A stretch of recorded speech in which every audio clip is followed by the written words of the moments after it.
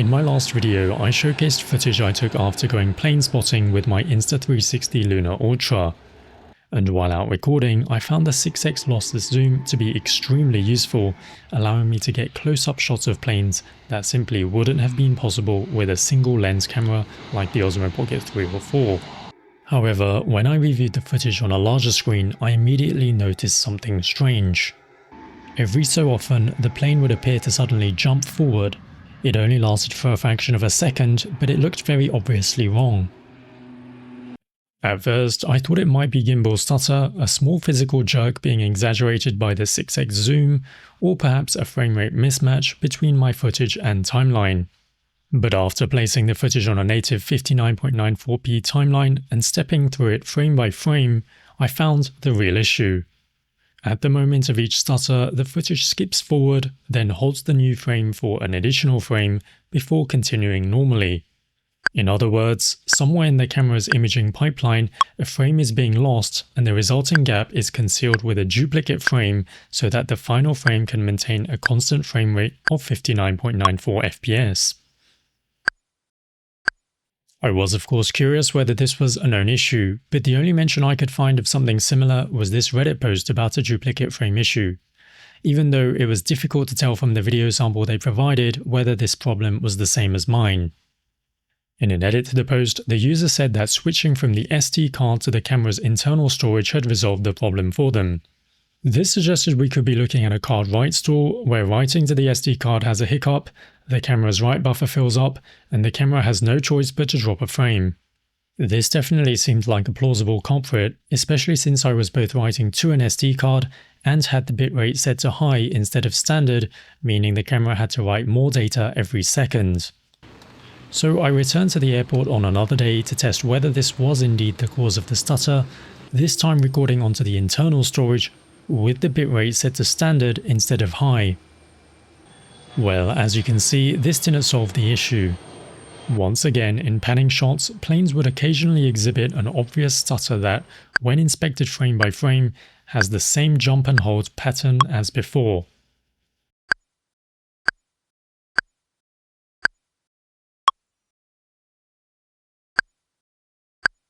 So while the Reddit user reported some kind of stutter issue, it didn't appear to be the same problem as mine. After that, it was time to go back to the drawing board and reconsider what might be causing the stutter. That's when I realized that there was something very specific about the footage I was taking. I was shooting these planes at 6x lossless zoom, at 60 fps, and in iLog. And herein may lie a clue. At 60 fps, the camera has only around 16.7 milliseconds to capture, process, and deliver each complete frame. That's half the time available at 30 fps, making 60 fps inherently more demanding. But I regularly shoot footage at 60 fps on the Luna Ultra, and I hadn't noticed this same stutter during everyday use. So I started questioning the other major variable, the 6x lossless zoom.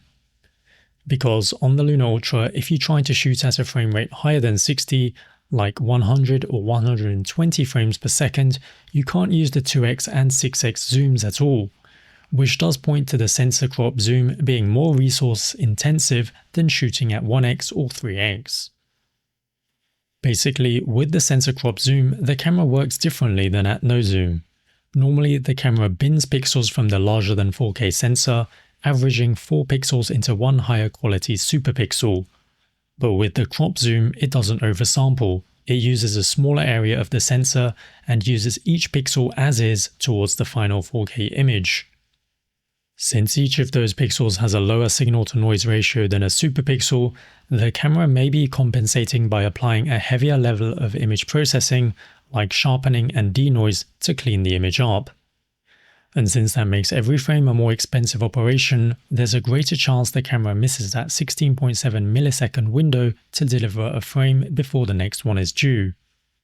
So it was time to put this to the test. I went to the airport for a third time and this time recorded the same kind of panning shots using different zoom levels, frame rates, and color profiles.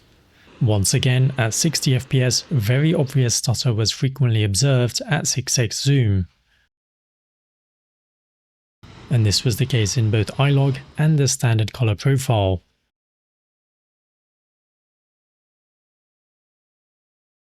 When I switched to the native 3x lens at 60fps, the results were considerably better.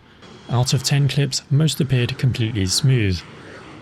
There was, however, one exception where a noticeable stutter appeared as the plane passed almost directly in front of the camera.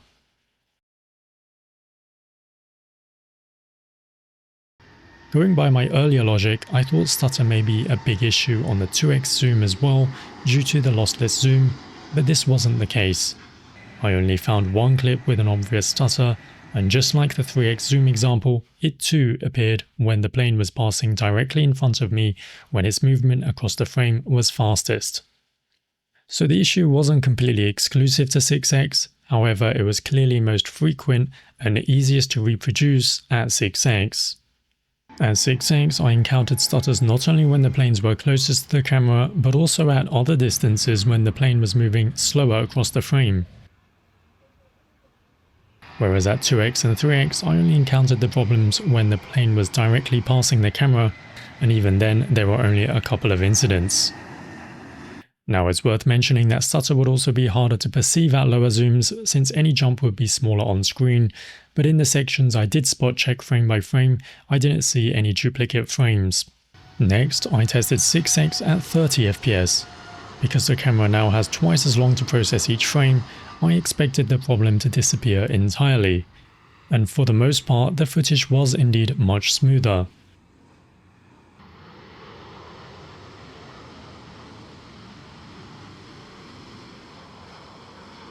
However, it wasn't completely issue-free either. In two clips, I found some very noticeable jerks towards the end of the shot. In this example, there's just a single obvious jerk. But in this other clip, there is an entire cluster of missing or irregular frames. Interestingly, both incidents occurred at almost the same visual moment, towards the end of the runway, shortly after the plane had taken off and was moving into a bright area of the sky. And this is where the metadata becomes particularly interesting. Media Info identifies this problematic clip with clustered missing frames as variable frame rate, averaging 29.91 fps instead of the expected 29.97 fps. So for now, I'd say that 6x at 30 fps is mostly smooth and considerably less prone to hiccups than at 60 fps, but it isn't completely issue-free either. And after 3 trips to the airport, I still can't pinpoint the exact cause. What I can say is that the most problematic combination was clearly 6x zoom at 60 fps.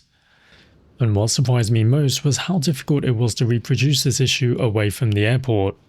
I also tried repeated left to right pans both at home and in the park, including some deliberately fast pans, but the footage remained completely smooth.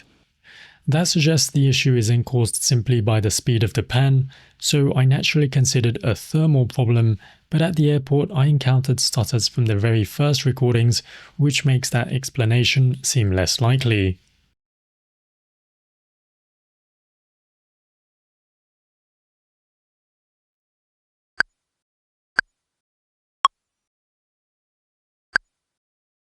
And assuming it's not just a problem with my Luna Ultra, the highly specific nature of this issue may explain why it has gone largely unnoticed by other users.